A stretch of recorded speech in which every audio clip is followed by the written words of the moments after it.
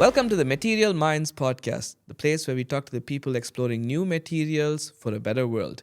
Today we have with us Oskar Staufer, the head of the Immuno Materials research group here at INM. We're going to be talking about his journey through science, slime molds, bacterial jewelry, his favorite material that he brought along with him, and how he ended up working with synthetic cells for understanding cancer better and hopefully even treating it better. So I hope you enjoyed the podcast, and here we go. Welcome, Oskar, to the podcast. Hello. Yeah, it's great to have you here. And I haven't introduced you much to our viewers, and we'd like to get to know you a little bit more. So we're going to do that through a fun little game of 3 truths and a lie. So here you're going to tell us 4 statements, or you're going to tell me 4 statements particularly, and one of them is going to be a carefully crafted lie, which I'm going to try to figure out. So if you're ready, just go ahead. Let's see. As I said, I spent a lot of time on this. They're all science related, yeah? So my first statement would be that I was once involved in a project that built a functioning battery with an actual voltage output from a slime mold. From a slime mold? A slime mold. Okay, that's the weirdest part of this whole the statement. Okay, I'm going to dive into some of these statements to try to figure it out. Okay. So why were you involved with slime molds in the first place? Ooh, that's a long story. So I got interested in slime molds when I was back in high school because they're very unique organisms. I could talk about slime molds, I guess, for like 2 hours. Okay. The cool thing is they're a unicellular organism, just one cell, but it's like several square meters in size. And that was actually one of the reasons that triggered that we could build a battery out of this.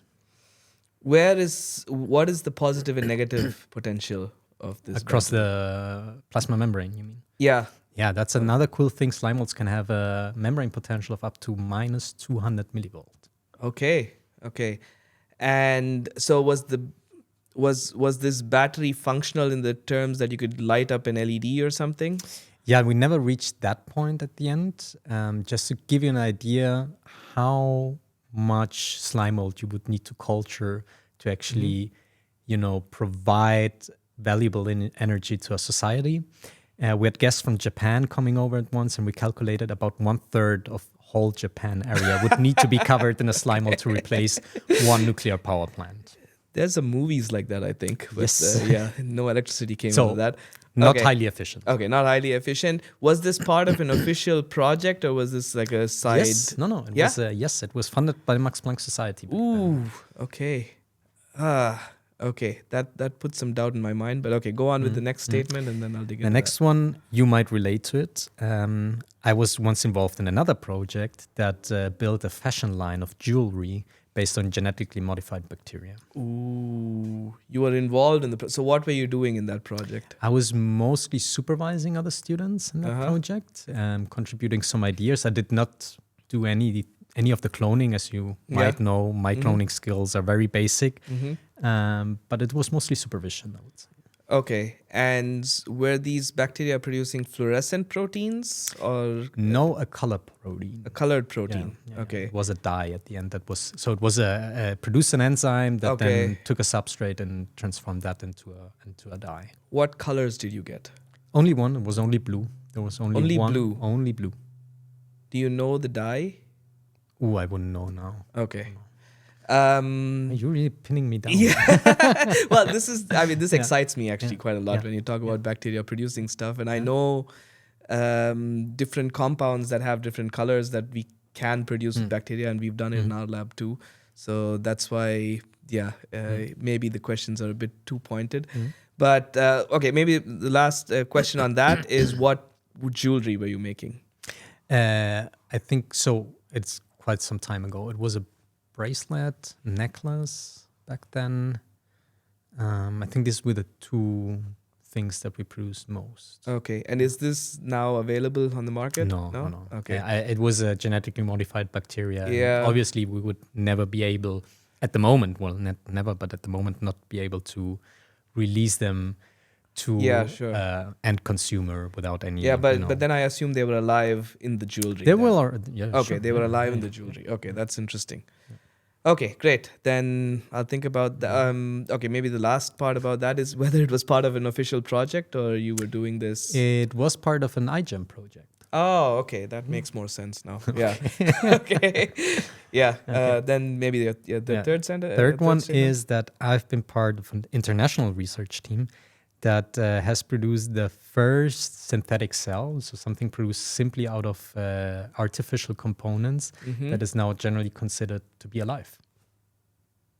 That's generally considered to be alive. Yes. Means it replicates. Well, it has different characteristics, yeah. Okay. But the most central ones that we pinned down is that it can self-reproduce. So essentially, it's Yeah. able to divide, Okay. and it has a genetic polymer inside Yeah. that would allow, or that codes for the machinery required to divide the system again. We were not able to do like forever replication. Yeah, It was yeah. 10 cycles of replication, but That's that was already a lot. considered to be enough.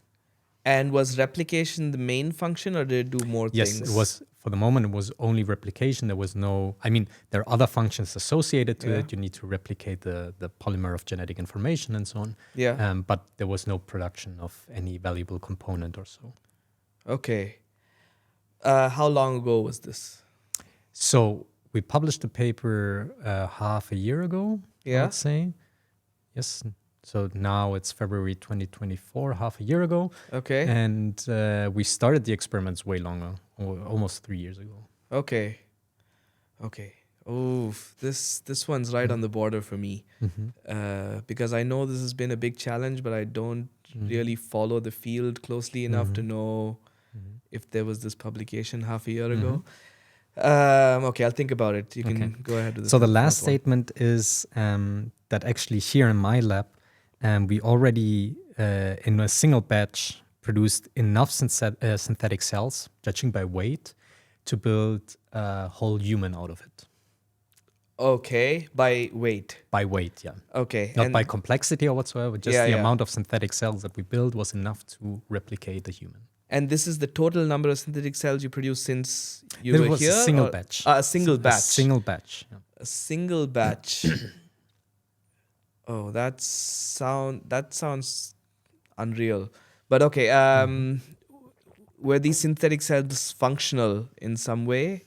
Not in that specific batch. That was just to test how much can we actually produce. What's the upscaling capability of our approach? Okay.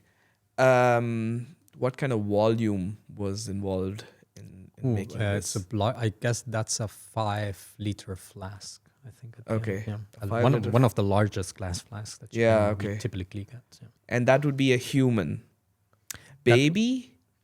Baby. Okay. obviously, yeah. Yeah, I can tell you a little bit more about the backstory. One of my Yeah. closest friends got his first daughter born back then, and that was 2.93 kilogram in birth weight. And then I said, okay, we okay. can reproduce that whole weight now in synthetic cells. Okay.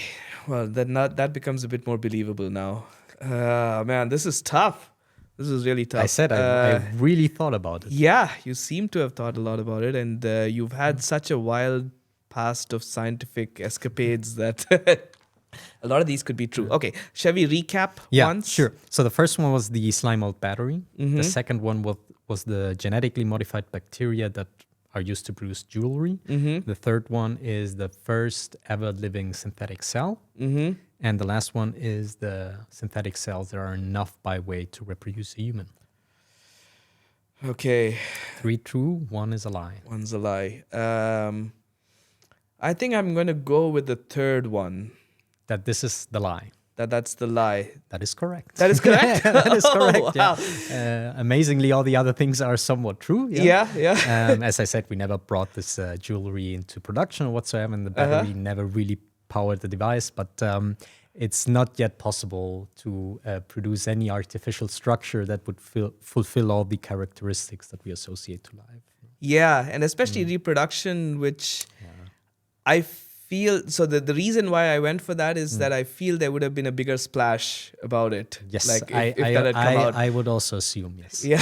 The first ever man-made artificial life form would have been a big media thing. I Yeah. guess. Yeah.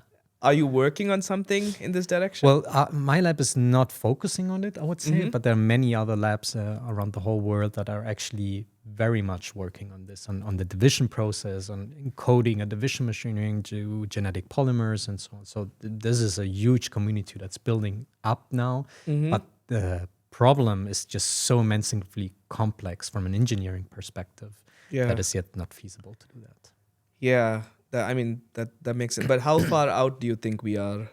Well, I think there are some good modules. So the field is, as well, obviously, field in the life sciences that is very much influenced by engineering principles. So what scientists in that field do is they try to separate this whole problem of division into individual modules that would carry out individual functions.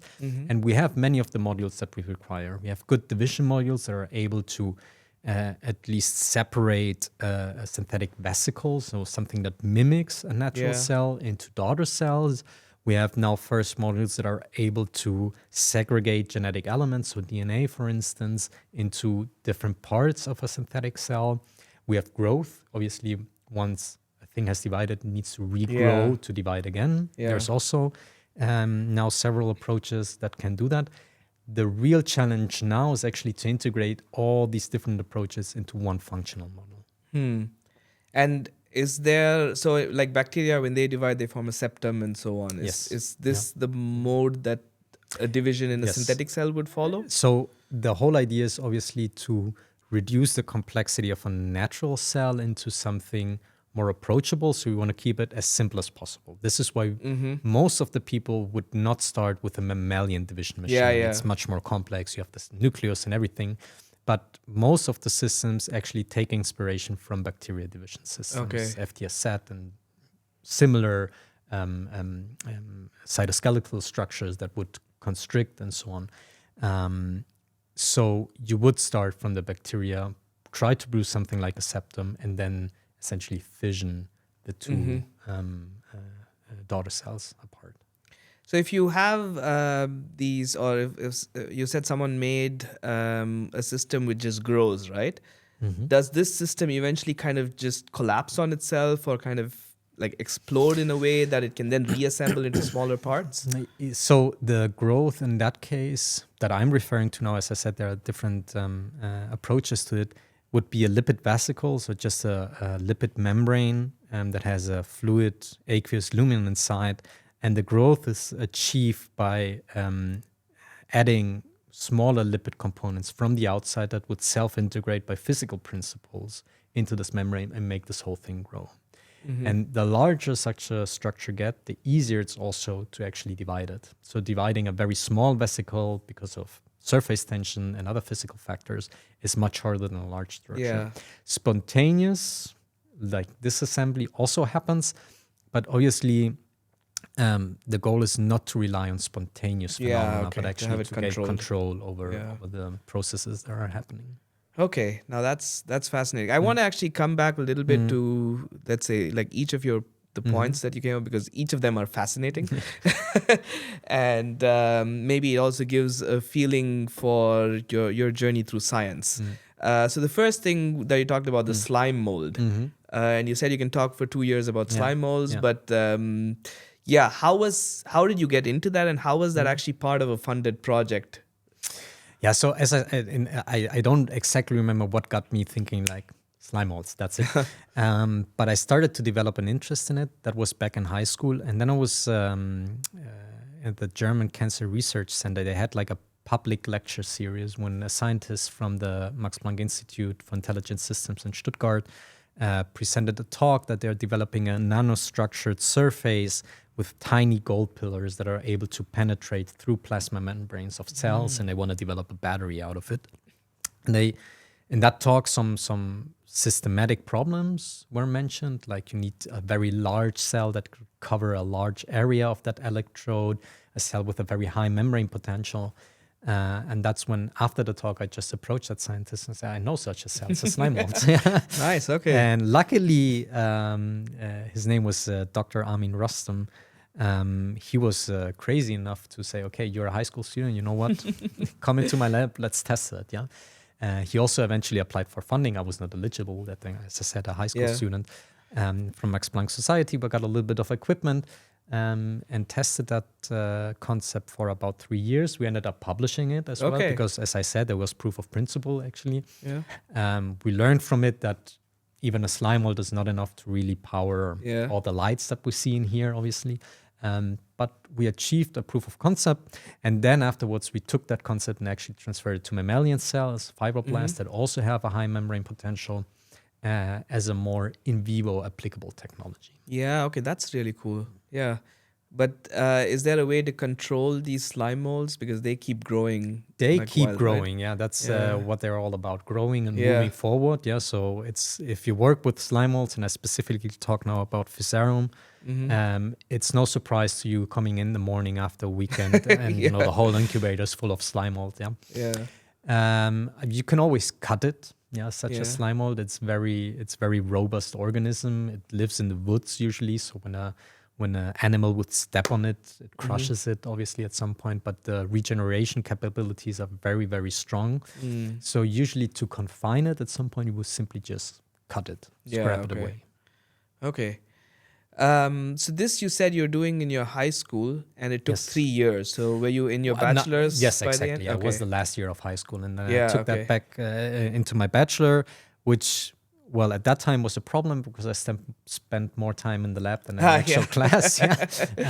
But I think it prepared me with many things that I still draw from today, like just getting to know into the literature of the 60s and 70s. That was like the prime time of slime mold research. So I got my fair share of old research papers. Nice. And that was a nice segue into science back then. Oh, that's very nice. Did that help you, apart from being a problem for your bachelor's, did that help you in any way with any of the subjects that you had? Or did the subjects actually help you?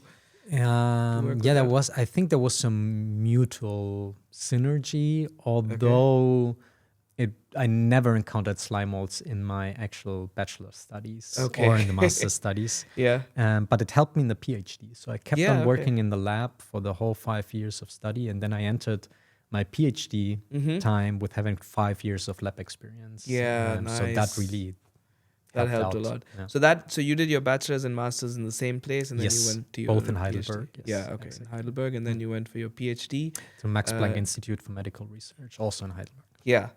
And that's where you did the iGEM supervision? The iGEM, so I mentioned this program from the German Cancer Research Center that organized these public lectures.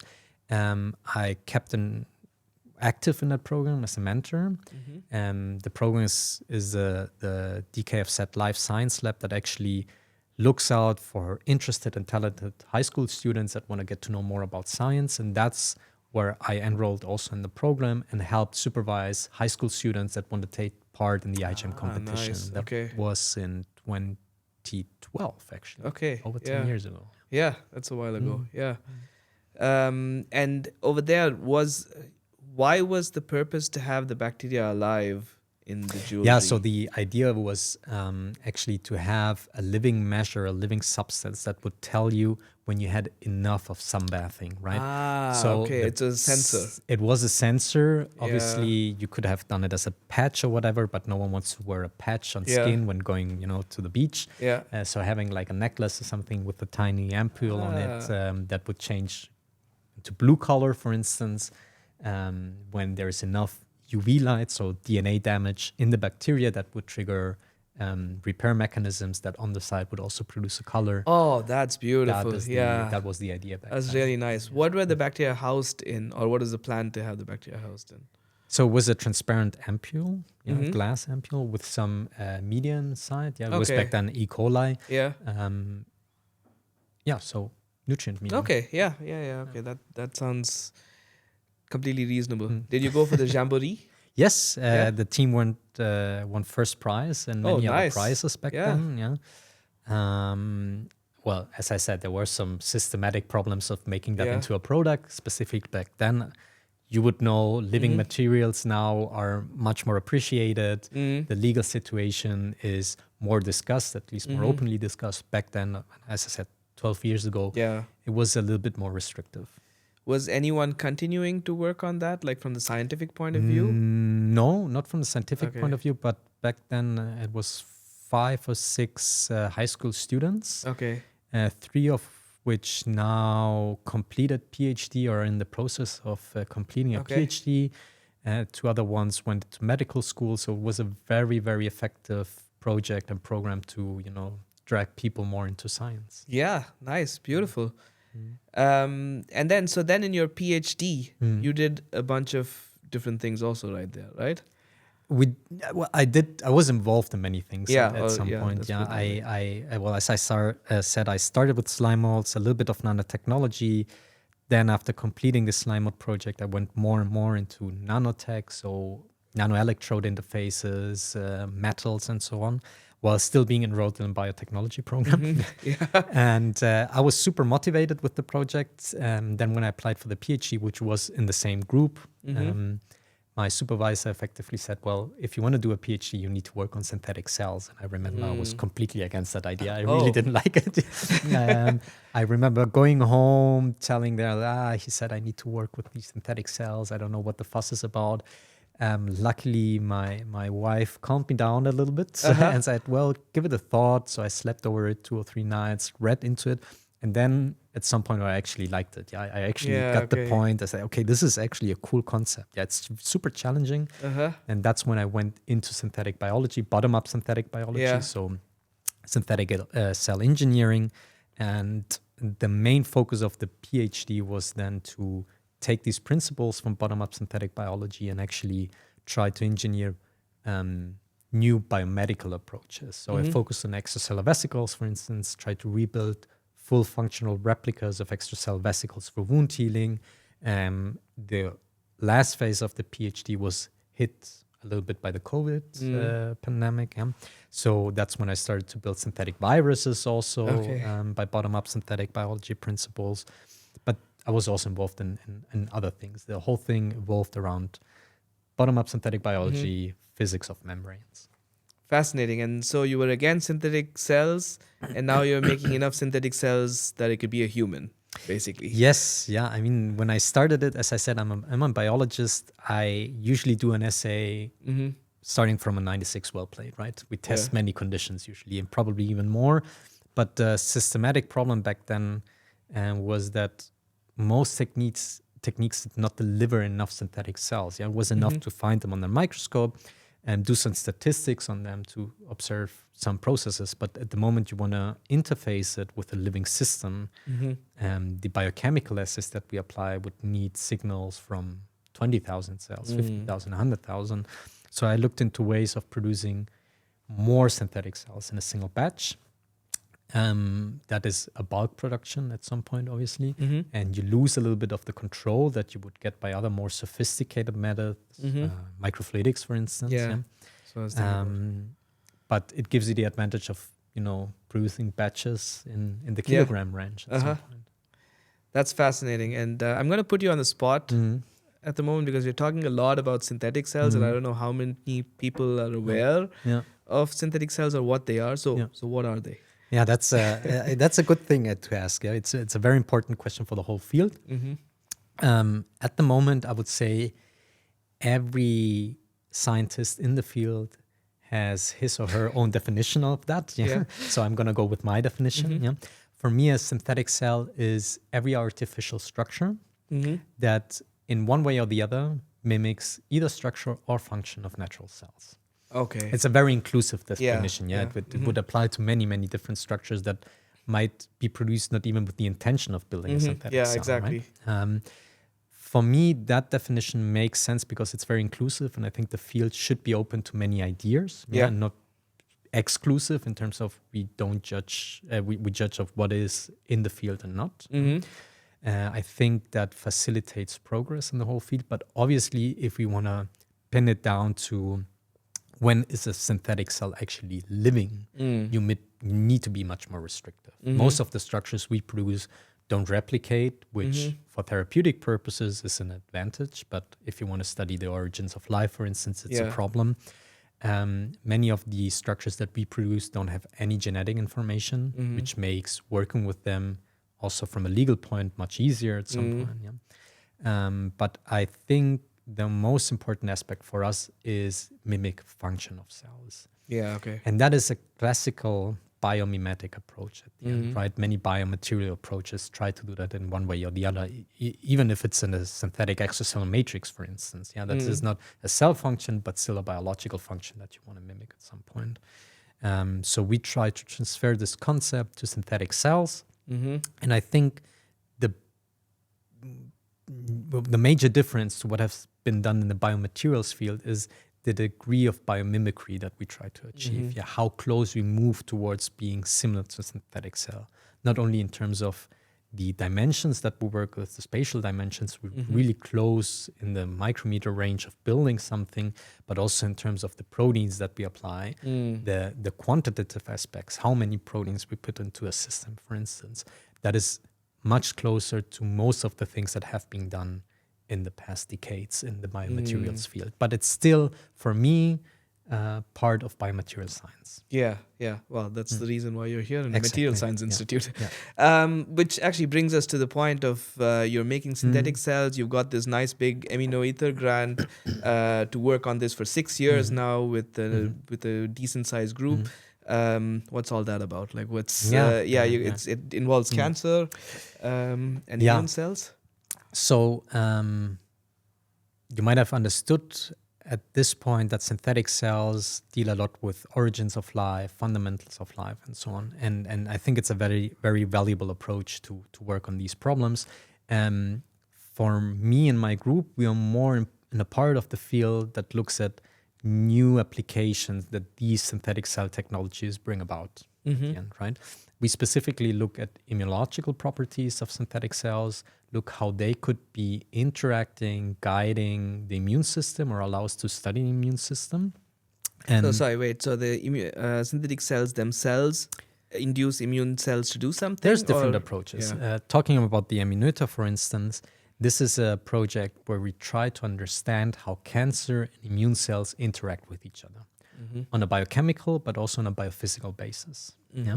And what we do in that case is we take cancer cells, and instead of interfacing them with natural immune cells, we try to build replicas of these immune cells that feature some of the functions that T cells, for instance, have, at least some of the proteins that T cells display on their surface. We bring them in culture together so that they interact and then analyze how the cancer cells would adapt for this interaction. So you have no immune cells, you have your synthetic cells, you've got your T cell protein stuck to your synthetic cells on the surface. Exactly. And they're going to interact with the cancer cells, and you're going to see what the cancer cells are doing in we response. look at something that's called immune evasion.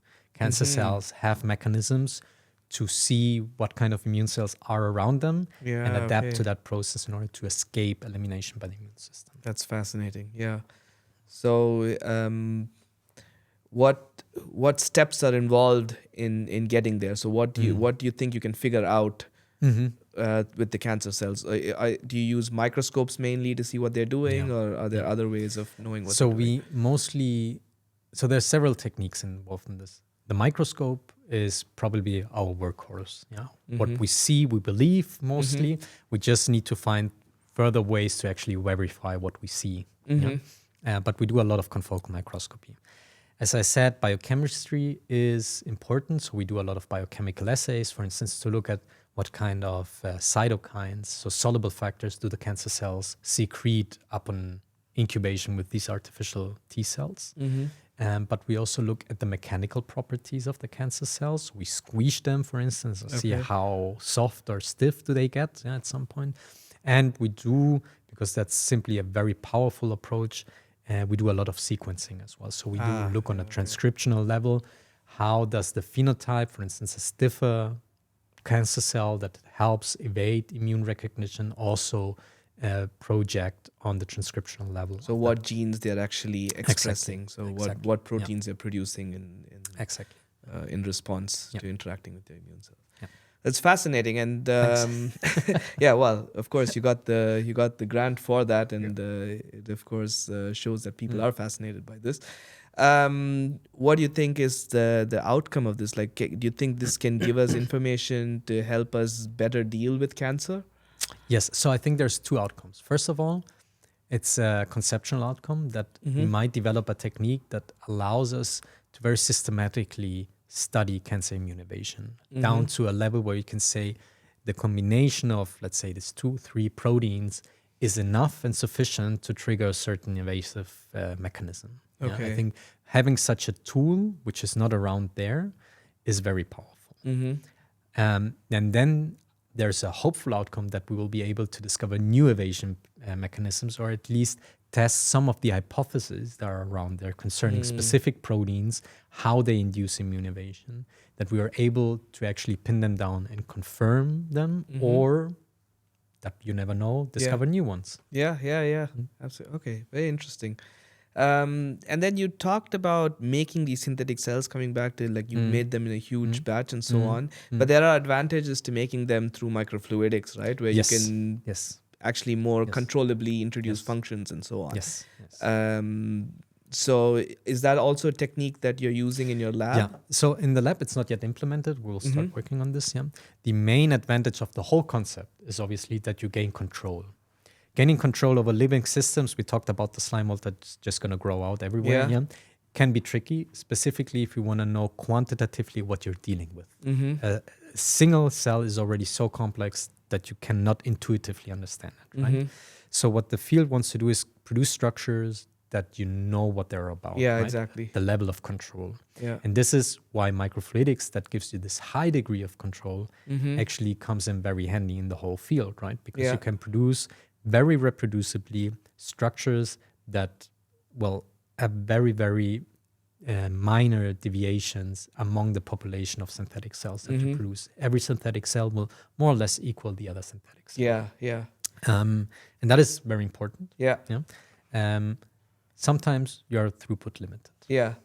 And this is actually bringing us a bit to your favorite material. Yes. Which I see, well, you can say what it is, but it's important in microfluidics. It's very important in microfluidics. I chose this material. That's just one form of how it comes. What do you call it? Just give me a second. I chose this material because it has so many different applications. It's important for us in one way, but it's also important in many other fields. It's a material, the material class you would call elastomers. This is a specific kind in the elastomer class, which we call PDMS, a specific form of silicon oil that you can cure to be more or less stiff or flexible.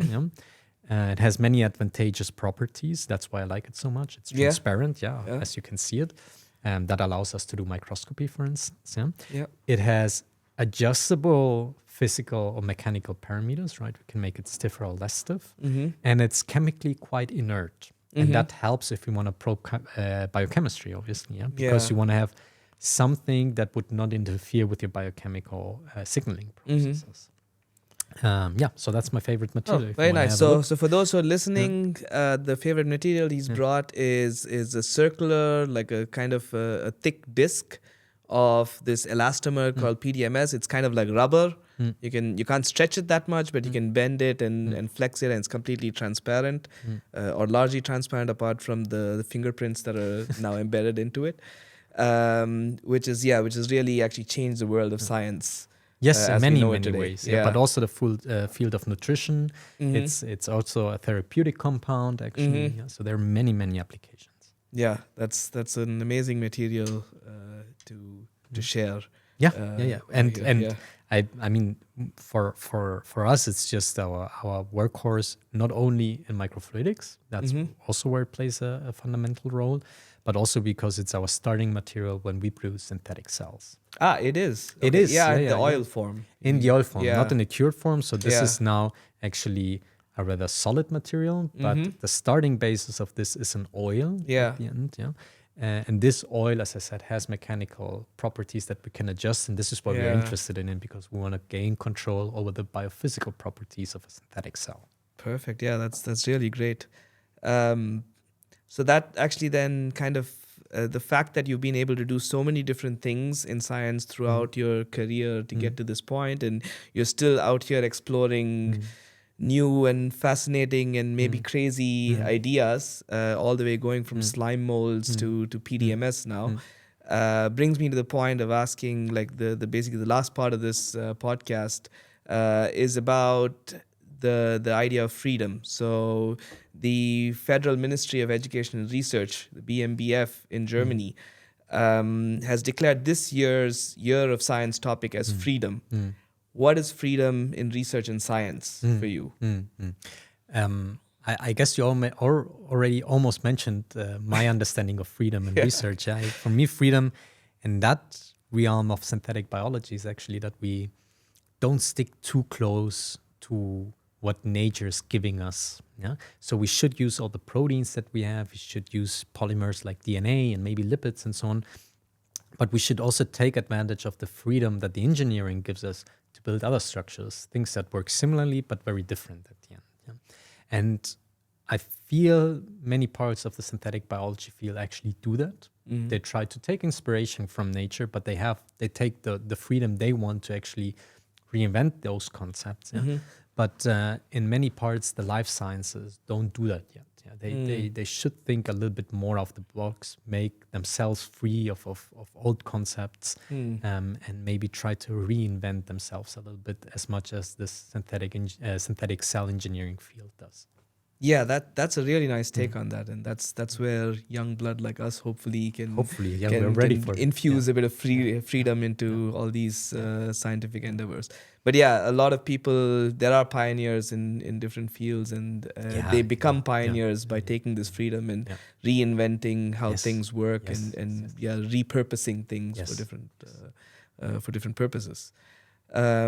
That's really great to hear, Oskar. It was a lot of fun talking with you. Yes. I learned a lot, and I know there's much more in your fascinating past in terms of experiments and explorations. So maybe more on that in the next episode. Yeah, that's I think where I was getting to, that we'd have to do this again another time. But yeah, thanks for joining us. Thank you very much for having me. Thank you everyone for listening and watching the podcast. Follow us on our social media channels, especially the channels of the Leibniz-Institut for New Materials, INM. And we're going to have these podcasts quite regularly, so catch our updates as we go on. So thanks everyone. See you.